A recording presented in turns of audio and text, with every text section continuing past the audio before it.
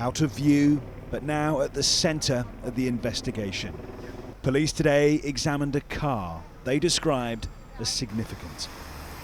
To protect those nearby, it meant a vast cordon of more than 100 metres was set up. Roads were cleared of people, and buildings were evacuated in numbers larger than any police activity we've so far seen. This student accommodation block was emptied of hundreds of its occupants.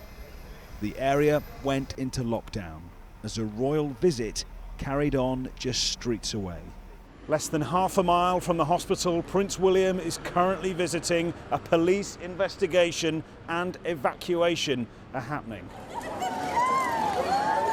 His trip to Manchester Children's Hospital to meet those injured last week was just part of his special visit.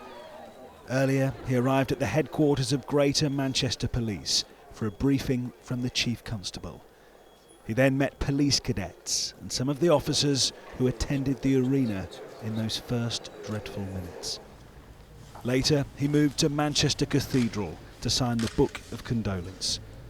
Manchester's strength and togetherness is an example to the world, he wrote. My thoughts are with all those affected. We are learning more about the man behind it all. Police released these CCTV pictures of Salman Abedi in the hope people can help them identify his exact movements just before the attack.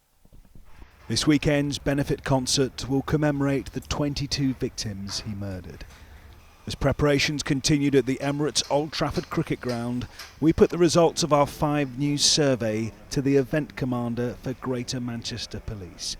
What is his message to the parents now reluctant to take their children to a major public event? I think it's entirely understandable that people will be nervous around major public events and numbers where the footfall is high, given what we saw at the tragic events at Manchester Arena.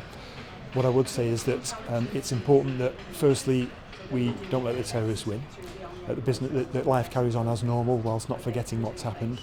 But we as an emergency service have made sure that we've put the right planning in place.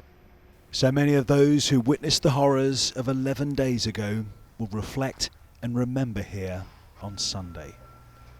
Julian Drucker, 5 News, Manchester.